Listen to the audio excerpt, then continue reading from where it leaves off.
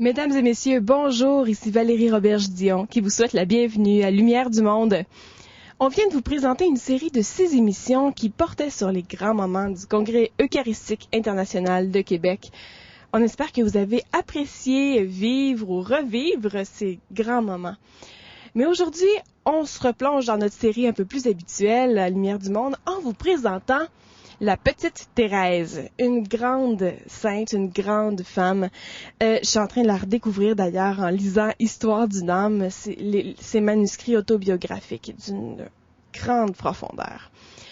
Alors, en première partie d'émission, un reportage de ma collègue Linda Paradis qui s'est rendue pour nous en France, à Lisieux. Elle nous présente Sainte Thérèse de l'Enfant Jésus et de la Sainte Face. C'est fascinant comment une jeune femme de 24 ans, du fond de son cloître, a été nommée par le Vatican patronne des missions, a été nommée docteur de l'Église. C'est la 3e femme de l'histoire du christianisme à avoir ce privilège. On va en apprendre un peu plus tout à l'heure, mais je vous dis tout de suite qu'il y a un petit rapport avec la petite voix qu'elle a adoptée, la voix de l'enfance, de la simplicité, d'où ma présence dans ce parc ce matin. Alors, et en deuxième partie d'émission, on explore le périple du reliquaire de Sainte Thérèse de l'Enfant Jésus lorsqu'il est venu à Québec nous visiter cet automne. Je vous souhaite une très belle émission.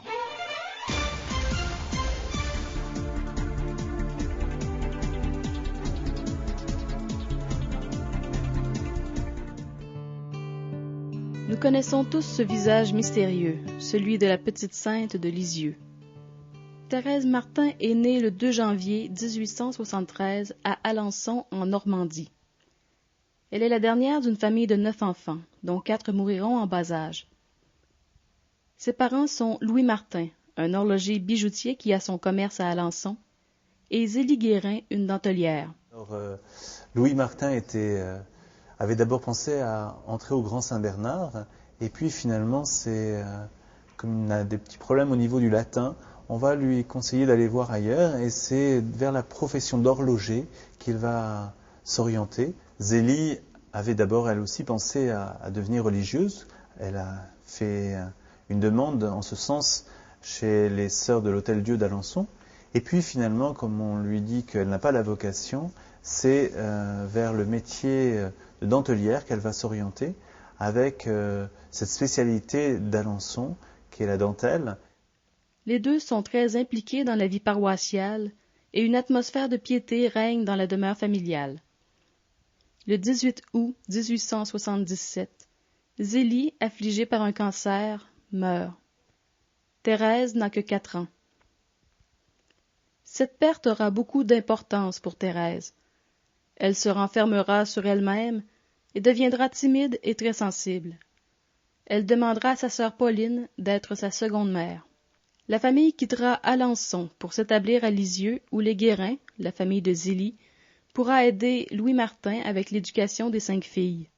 Avant sa mort, Zélie avait supplié du regard sa belle-sœur, Céline Guérin, d'un regard très profond dont Céline disait qu'il l'avait bouleversée, pour qu'elle aide la famille. Bon, Isidore Guérin a cherché, et on sait qu'il a envisagé 18 locations différentes avant de trouver la maison des Buissonnets. La maison les intéressait parce qu'elle était petite, enfermée dans un jardin et en proximité de la ville. L'aînée des filles, Marie, qui avait 17 ans, sur lequel le papa comptait beaucoup, est devenue la chef de famille. C'est elle qui a pris en main. La numéro 2, qui avait 1 an de moins, Pauline, était là aussi. La famille Martin était une famille joyeuse, où on aimait chanter, on aimait le théâtre, on aimait la comédie. La vie au Buissonnet était une vie agréable, où les filles avaient les jouets, des animaux, Thérèse avait son chien Tom, mais elle avait aussi des oiseaux en cage, on aimait les fleurs. Le papa emmenait ses enfants le dimanche, il faisait la tournée dans les villages, dans les églises, il les emmenait à la pêche. Thérèse était une fille curieuse, attentive à tout, qui voulait se faire expliquer les étoiles, les fleurs, etc. C'est une fille très éveillée.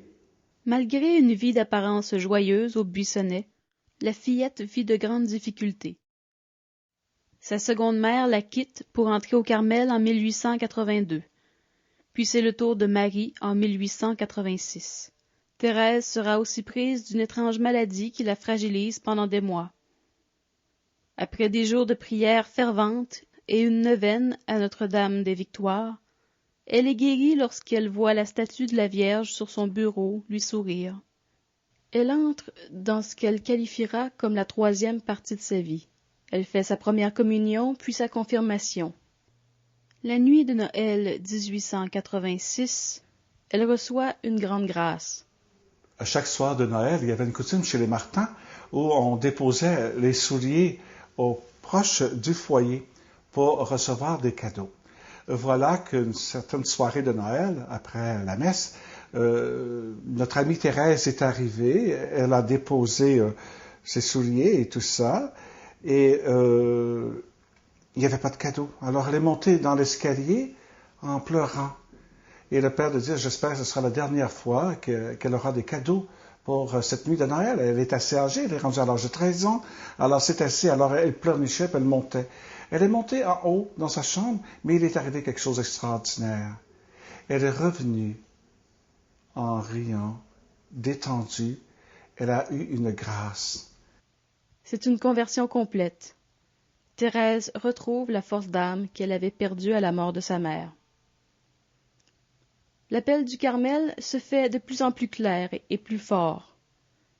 Elle a de plus en plus soif d'aider les âmes. Elle prie pour la conversion du condamné à mort Pranzini. Thérèse donc a prié avec ferveur pour demander la conversion de Pranzini. Cet homme donc était accusé d'un triple meurtre. Et Thérèse donc n'avait qu'un désir, sauver son âme. Et elle avait demandé à Dieu donc un signe de son repentir. Et au pied de la guillotine, donc Pranzini, qui continuait donc à renier en fait ce qu'il avait fait, eh bien, tout à coup, il a été saisi par le repentir, et l'aumônier donc qui l'accompagnait, eh bien, tout à coup, il a demandé donc à cet aumônier d'embrasser le crucifix qu'il avait par 3 fois.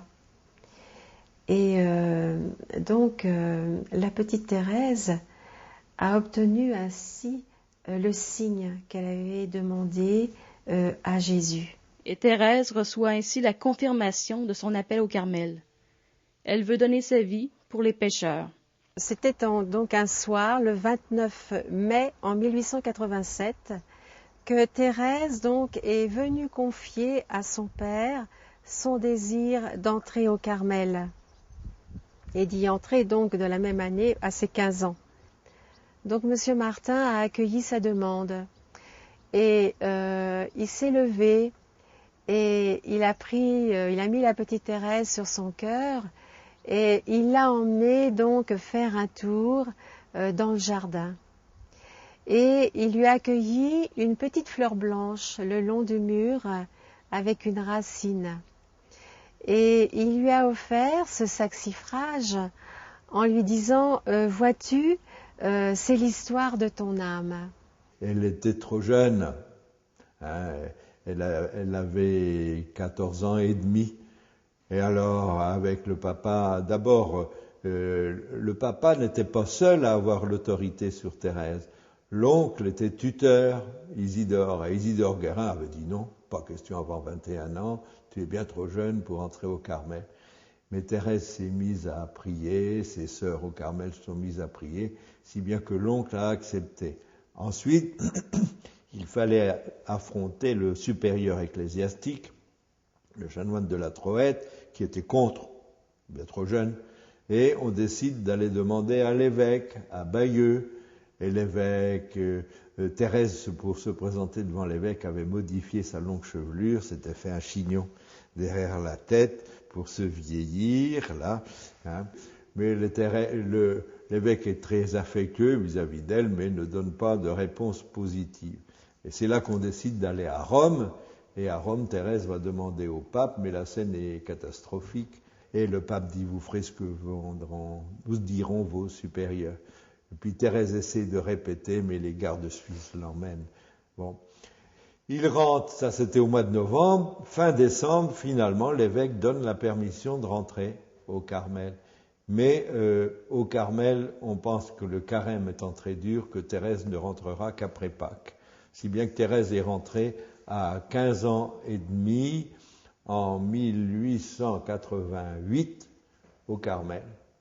Elle sera 9 ans carmélite.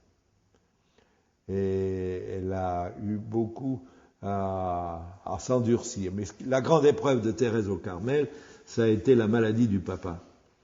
Quand Thérèse était encore novice ou postulante, quand le papa a été emmené à l'hôpital spécialisé de Caen, mais Thérèse a donné une dimension spirituelle à la maladie de son père. D'ailleurs, la dimension que donnait son père lui-même à sa maladie, c'est que le visage et la souffrance du papa, c'était le visage et la souffrance de Jésus aujourd'hui. Et elle qui avait pris comme nom Thérèse de l'Enfant Jésus et de la Sainte Face, a découvert que cette souffrance de la Sainte Face, c'est pas simplement celle d'il y a 20 siècles, mais c'était celle d'aujourd'hui sur le visage du papa. Alors après, il y aura le long chemin de sa maladie et de sa mort. Son père mourra le 29 juillet 1894. À la fin de cette même année, après 6 ans au Carmel, la petite Thérèse aspire toujours à être sainte, sans toutefois savoir comment y parvenir. N'y a-t-il pas une petite voie toute simple pour parvenir à la sainteté? Une parole tirée de l'Évangile la saisit. Si quelqu'un est tout petit, qu'il vienne à moi. Thérèse comprend alors qu'elle est appelée à la sainteté par l'humilité, la confiance et malgré ses imperfections et sa petitesse. À travers ses divers tâches au Carmel, Thérèse écrit beaucoup. Sa sœur Pauline, devenue mère Agnès, prieure du Carmel, lui commandera aussi des écrits. Un premier cahier sera rempli des souvenirs familiaux. En juin 1895, la petite Thérèse s'offre en victime à Dieu, comme l'a fait son père quelques années auparavant. Elle s'offre tout entière. Dès l'année suivante se manifestent les premiers symptômes de la tuberculose. Malgré la maladie, un second cahier sera rempli de pensées sur sa vie au Carmel. Elle écrira aussi sur ce qu'elle appellera la petite voix. Un troisième cahier renfermera ses dernières paroles. Sœur Thérèse meurt de la tuberculose le 30 septembre 1897 à l'âge de 24 ans. Ses écrits seront reliés puis envoyés aux autres Carmels. Ces textes porteront le nom d'Histoire d'une âme. À sa mort, elle est pratiquement inconnue, mais une ferveur populaire naîtra rapidement, et des gens visiteront sa tombe et lui adresseront des suppliques. Elle est béatifiée en avril 1923, puis canonisée le 17 mai 1925 par le pape Pie XI. Elle sera la 3e femme à recevoir le titre de docteur de l'Église en 1997. Aujourd'hui, la petite sainte de Lisieux reste une des saintes les plus populaires dans le cœur des gens. Et plus de 100 ans après sa mort, elle continue de faire pleuvoir les grâces comme une pluie de roses. Elle nous laisse la trace d'un chemin humain, un chemin d'amour, une voie directe vers Dieu à travers ce que nous sommes.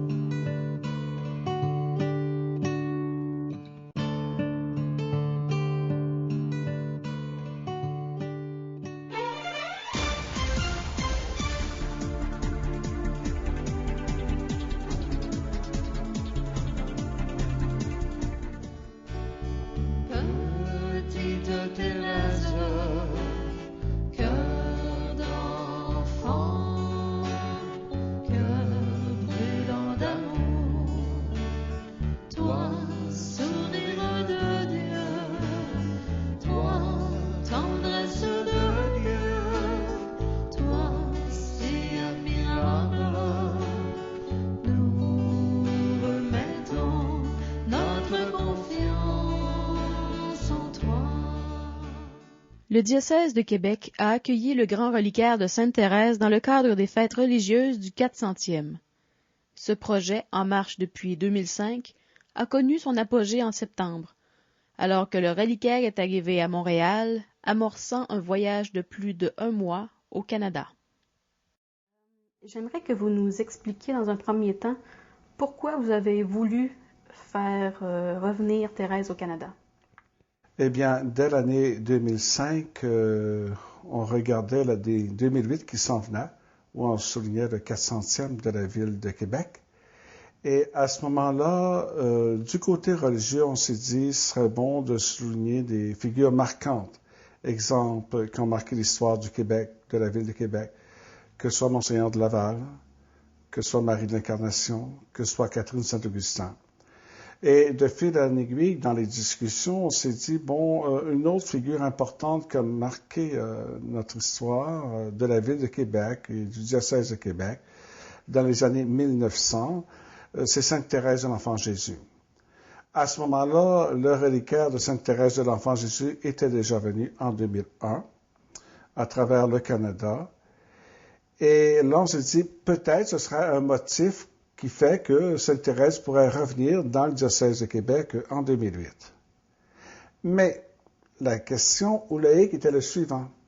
Le reliquaire de Sainte Thérèse de l'Enfant Jésus ne va pas 2 fois dans une même ville, dans une même province, dans un même pays.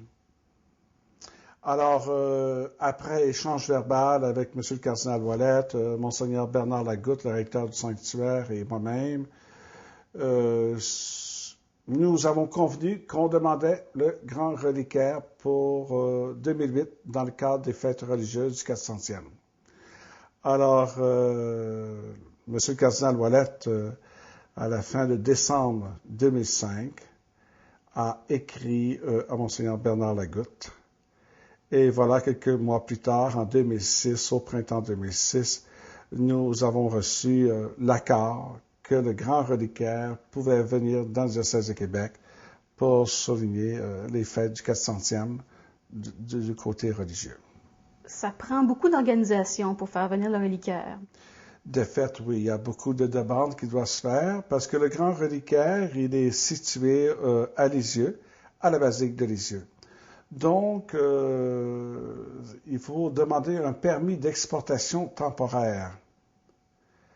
Alors, c'est un peu comme, j'aime pas trop employer l'expression, mais quand tu as des œuvres d'art, quelque chose de particulier qui sont situées à tel endroit, ça prend un permis d'exportation. Alors, nous avons fait la demande de ce permis d'exportation temporaire de la période X à la période X et c'était accepté.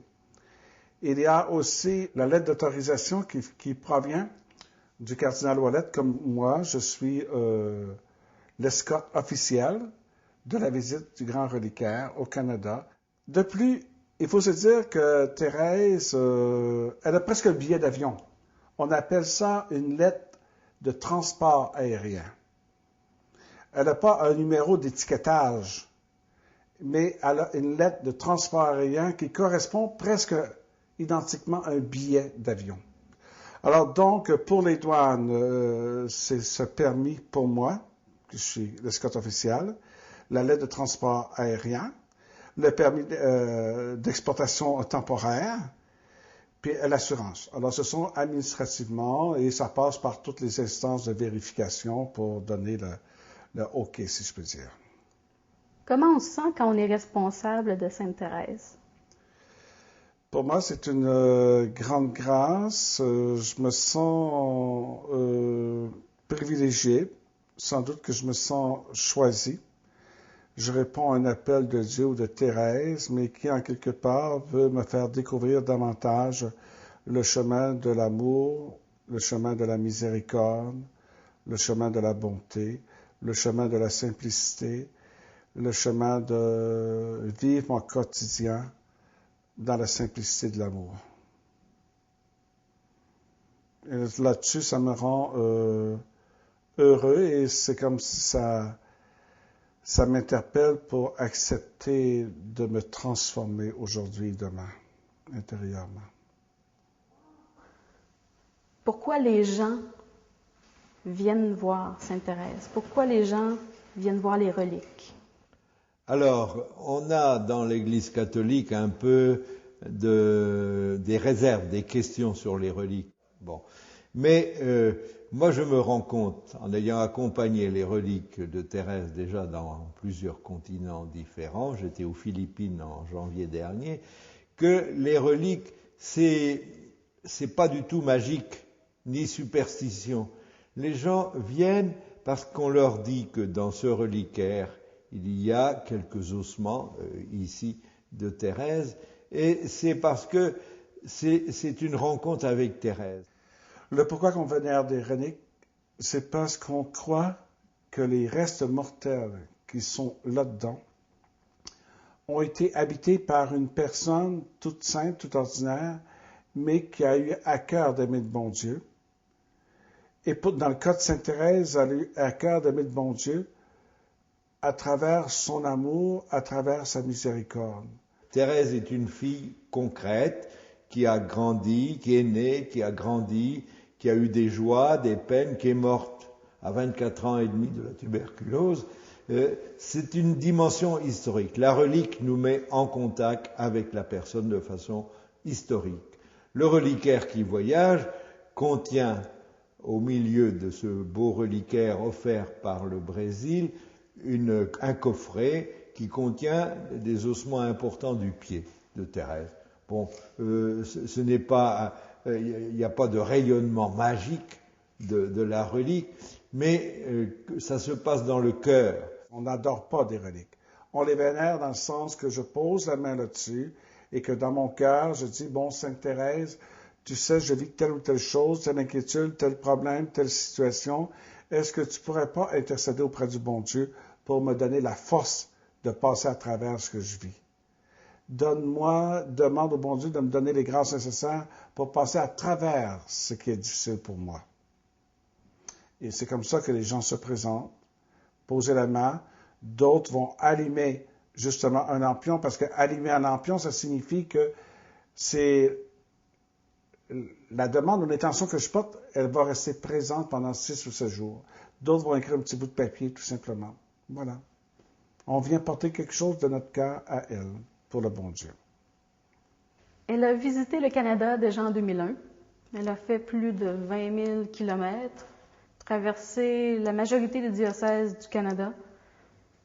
Quel fruit vous pensez qu'elle a laissé lors de son dernier passage et qu'est-ce que vous pensez apporter de plus par ce nouveau passage au Québec et à Terre-Neuve?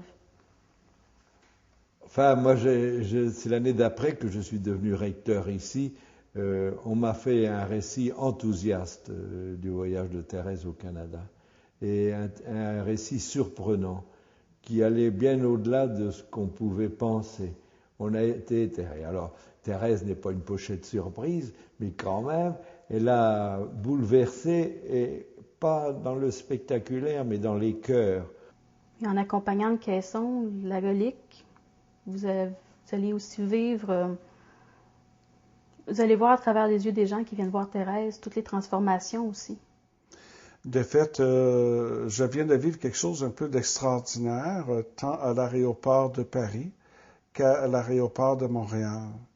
Et quand on dit que la présence de Thérèse n'est pas inaperçue là où elle passe, ben, j'avoue que j'ai eu une preuve tangible, presque visible. Sainte Thérèse écrivait avant sa mort, quelques mois avant sa mort, « Je passerai mon ciel à faire du bien sur la terre ». Oui, je passerai mon ciel à faire du bien sur la terre, mais ça veut dire quoi? De quelle façon? Mais là, j'ai constaté dans des entrepôts à Charles de Gaulle et à Montréal qu'elle a fait du bien au personnel qui travaillait. C'est comme si la vie s'arrêtait un peu, on prenait un soin particulier de faire l'emballage et Thérèse a été sur une palette, elle n'avait même pas d'autres colis, il y avait uniquement, et c'était pas le colis numéro 2 ou numéro 5, on l'a identifié comme étant Sainte Thérèse. Et lorsqu'on est arrivé ici à Montréal, il y avait peut-être une quinzaine de personnes dans l'entrepôt, hommes et femmes, qui se prend un peu des personnes un peu musclées parce qu'ils lèvent des colis à gauche et à droite. voilà que lorsqu'on a levé le caisson pour voir le grand reliquaire, il y a comme eu un silence, tout s'est arrêté. Il regardait de près ou de loin le grand reliquaire. On a eu l'impression que c'était comme si dans le troupeau se construisait une église invisible. Thérèse, elle fait sentir sa présence là où elle passe et elle apporte un bien. Oui, je passerai mon ciel faire du bien sur la terre. Le reliquaire, arrivé le 4 septembre à Montréal, a commencé son voyage en visitant les Carmels du Québec. Il a traversé 2 diocèses de Terre-Neuve, passant 8 jours dans la province maritime. De retour dans le diocèse de Québec le 20 septembre, Sainte Thérèse a été accueillie à la basilique de Québec par le cardinal Marc Ouellette, puis elle a fait un passage à la basilique de Sainte-Anne-de-Beaupré. La sainte était attendue chez elle au sanctuaire diocésain de Sainte-Thérèse de l'Enfant-Jésus à Beauport, où la neuvaine annuelle a pu commencer en présence des reliques. Lors de son passage au Canada, des milliers de personnes ont pu toucher le reliquaire et prier en union avec Sainte Thérèse. Nombre d'intentions lui ont été présentées et nul doute que la petite sainte continue sa mission d'amour sur la terre. C'était Linda Paradis pour l'Église catholique de Québec.